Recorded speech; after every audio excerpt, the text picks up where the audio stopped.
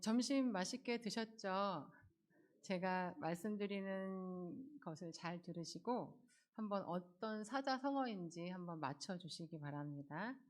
10사람이 밥 한 숟가락씩 떠서 한 그릇을 만들어서 네, 한 사람이 먹을 수 있게 되었습니다. 네. 10사람이만 했는데 막 벌써 십시일반 나오시네요. 네, 맞습니다. 네, 십시일반이라는 사자성어인데요. 십시일반은 10사람이 한 숟가락씩 밥을 보태면 한 사람이 먹을 만한 양식이 된다는 뜻으로 여러 사람이 힘을 합하면 한 사람쯤은 도와주기 쉽다는 것을 비유적으로 이루는 말입니다. 누군가를 돕는다는 것은 어렵게 느껴지고 또 부담스럽게 느껴질 때가 많은데 십시일반은 남을 돕는 것에 대한 큰 부담이 사라지고 또 누구나 쉽게 도울 수 있는 것에 대해서 말씀해 주고 있습니다. 오늘 하나님께서도 누구나 큰 부담 없이 어려운 이웃을 돕는 일에 동참할 수 있는 것에 대해 말씀하고 계십니다. 우리 19절 말씀을 함께 읽겠습니다. 내가 밭에서 곡식을 벨 때에 그 한 뭇을 밭에 잊어버렸거든 다시 가서 가져오지 말고 나그네와 고아와 과부를 위하여 남겨두라. 그리하면 내 하나님 여호와께서 내 손으로 하는 모든 일에 복을 내리시리라. 아멘. 뭇은 한 단을 이야기를 하는데요.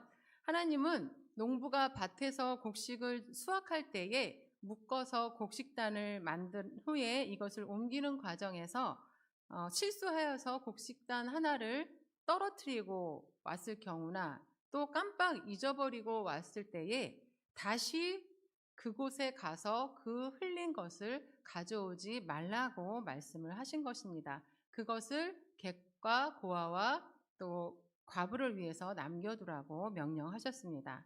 그리고 20절 말씀도 함께 읽겠습니다. 내가 내 감람나무를 떤 후에 그 가지를 다시 살피지 말고 그 남은 것은 객과 고아와 과부를 위하여 남겨두며. 아멘. 감람나무는 올리브 나무인데요. 올리브 나무는 서남아시아 지역에서 매우 흔했고 또 그 나무에서 딴 올리브 열매는 식용으로 사용됨은 물론 기름으로 만들어서 약이나 또 향품으로도 사용이 되었습니다.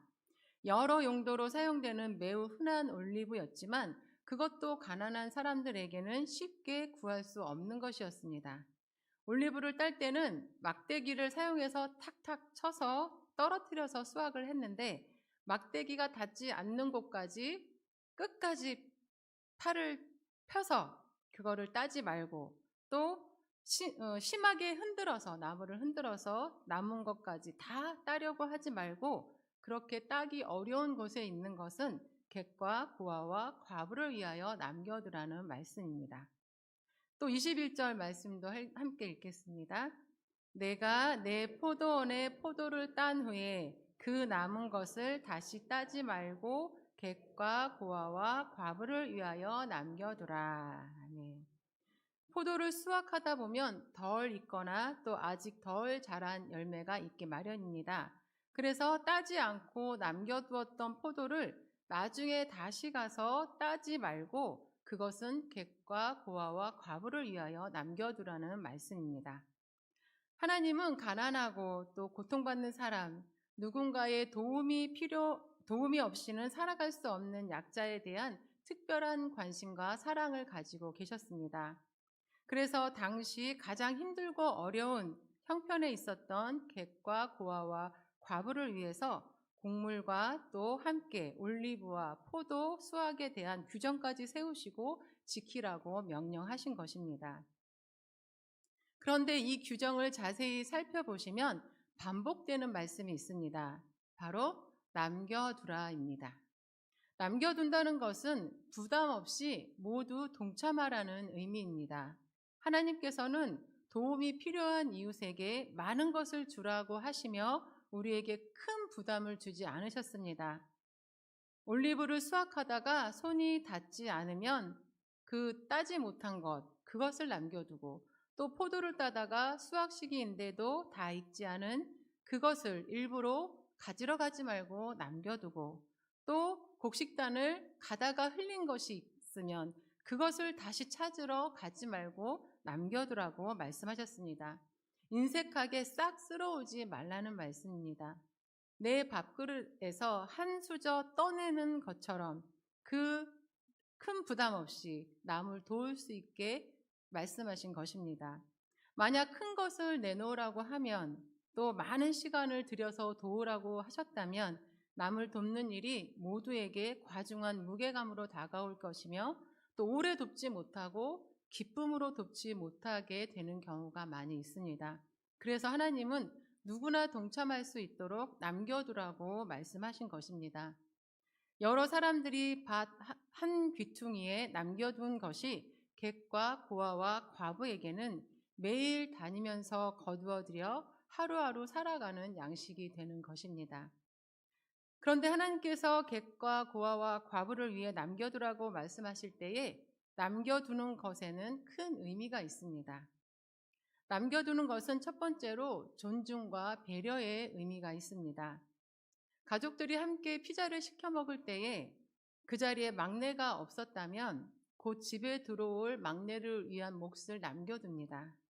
자리에 없으면 그만이지 라고 하면서 다 먹어버린다면 그 막내는 가족들에게 존중받지 못하고 배려받지 못하고 있는 것입니다. 하나님께서 남겨두라고 말씀하신 것은 가난하고 소외되고 또 존중받지 못하는 약자들의 인권 보호와 배려를 위해서 말씀하신 것입니다. 특별히 당시의 대표적인 약자인 객과 고아와 나그네에 대해 말씀하셨는데, 그들은 어떠한 상황에 놓인 사람들일까요? 먼저 객은 나그네와 같은 여행객이나 체류자를 말합니다. 교통이 발달하지 않은 옛날에는 현대에 비해 여행이라는 것이 굉장히 위험한 일이었고 목숨까지 걸어야 하는 경우도 있었습니다.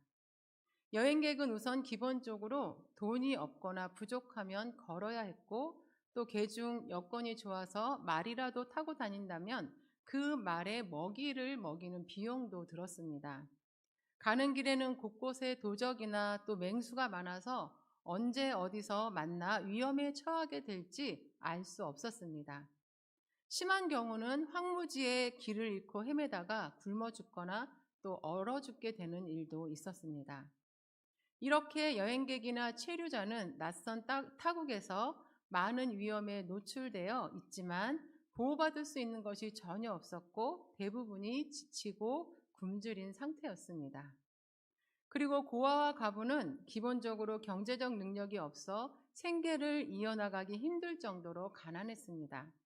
가장이 없어 안정감을 얻지 못했고 또 고독한 시간을 보내야 했으며 아무런 힘도 없고 보호해 줄 사람도 없다 보니 부자들의 압제와 불의로 인해 고통을 당하는 대상이었습니다. 하나님은 이러한 어려움이 있는 객과 고아와 과부를 불쌍히 여기시고 그들의 인권이 보호를 받고 또 사회적 배려를 받을 수 있게 하시려고 남겨두라고 명령하신 것입니다. 남겨둘 때 적선하듯이 던져놓는 것이 아니라 가져가든지 말든지 그렇게 남겨두는 것이 아니라 객과 고아와 과부와 같은 사람들이 겪고 있는 아픔과 고통을 헤아리며 그들을 위해 기도하면서 존중하고 배려하는 마음으로 남겨두라는 것입니다. 그런 존중과 배려가 있었기에 당시 어려운 사람들은 눈치 보면서 몰래 이삭을 줍는 것이 아니라 고마워하며 감사함으로 주어서 생계를 꾸려나갈 수 있었습니다. 하나님께서 남겨두라고 말씀하신 것은 두 번째로 책임감의 의미가 있습니다. 객과 고아와 과부를 위해 남겨두라는 명령은 그들에 대한 책임을 이스라엘 백성 모두에게 주시는 것이었습니다. 만일 객과 고아와 과부 중 누군가가 먹을 것이 없어서 굶어 죽었다면 주변에 사는 이스라엘 백성에게 책임이 있는 것이었습니다. 가끔 뉴스를 통해 연예인 중 생활고나 또 우울증으로 자살을 한 경우를 보게 됩니다. 그런 일이 있을 때에 주변의 사람들은 통곡을 하면서 그렇게 힘든 줄 몰랐다, 내 책임이다 라고 말을 합니다. 도움이 필요한 약자들에 대한 책임을 이스라엘 모든 백성에게 주시는 것이었습니다. 내 주변에 있는 도움이 없이는 살아갈 수 없는 약자 중 누군가가 먹을 것이 없어 굶어 죽었다면 이스라엘 백성에게 책임이 있는 것을 하나님께서는 말씀해 주고 있는 것입니다. 내 밭에서 얻은 곡식이라고 하여서 100%다 거두어 내 창고에 들였는데 만약 주변에 객이나 고아나 과부가 먹을 것이 없어서 굶어 죽었다면 그 책임은 100%를 거둔 사람에게 돌아가는 것입니다. 내가 욕심을 내어 더 가지면 누군가가 아무것도 가지지 못하게 되는 것입니다.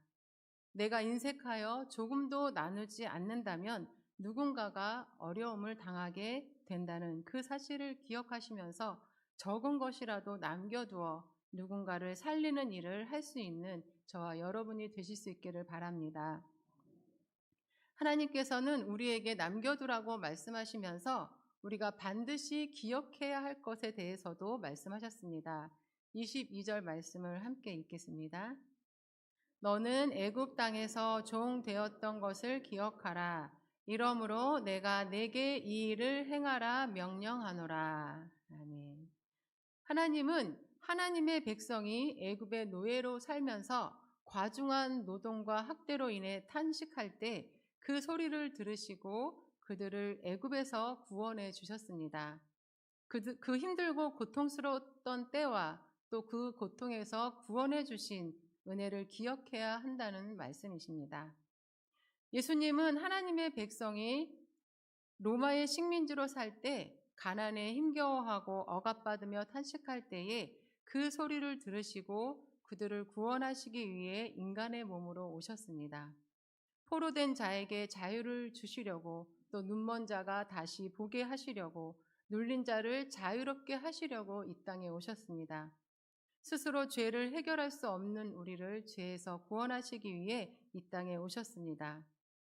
하나님은 그러한 과거를 기억하라고 말씀하시는 것입니다. 우리가 현재 살고 있는 모습은 온전히 하나님의 은혜로 말미암은 것이라는 사실을 깨닫고 거저 받은 은혜에 감사하고 받은 은혜를 기억하며 나누는 일에 인색하지 말고 기쁨으로 감사함으로 나누게 하시려고 과거를 기억하라고 말씀하신 것입니다. 하나님께서 베풀어 주신 풍성한 사랑과 은혜를 진정으로 깨닫고 감사하는 자에게는 이웃에게 나누라고 하시는 하나님의 명령이 아무런 짐이 되지 않고 다만 즐겁고 감사한 마음으로 나눌 수 있는 일이 되는 것입니다. 그렇게 말씀에 순종하며 즐겁게 또 감사한 마음으로 나누는 자에게는 하나님께서는 복도 주시겠다고 말씀하십니다. 19절 말씀을 다시 한번 읽겠습니다. 내가 밭에서 곡식을 벨 때에 그 한 뭇을 밭에 잊어버렸거든 다시 가져오지 말고 나그네와 고아와 과부를 위하여 남겨두라. 그리하면 내 하나님 여호와께서 내 손으로 하는 모든 일에 복을 내리시리라. 아멘. 하나님은 우리가 마땅히 나눠야 하는 것임에도 불구하고 그렇게 순종하여 남겨두면 네 손으로 하는 모든 일에 복을 내리셔서 모든 일을 형통하게 이끌어 가실 것이라고 약속하셨습니다. 그리고 잠언 19장 17절 말씀에서는 우리 함께 읽겠습니다. 가난한 자를 불쌍히 여기는 것은 여호와께 꾸어드리는 것이니 그의 선행을 그에게 갚아주시리라. 아멘. 가난한 자를 불쌍히 여기며 베푸는 것은 하나님의 일인데 그 하나님의 일을 대신하는 것이기 때문에 하나님이 갚으신다는 말씀입니다. 이미 받은 은혜로 나눈 것임에도 하나님은 남겨두는 자를 기뻐하시며 갚아주시고 모든 일을 형통하게 이끌어 주시겠다고 약속하신 것입니다.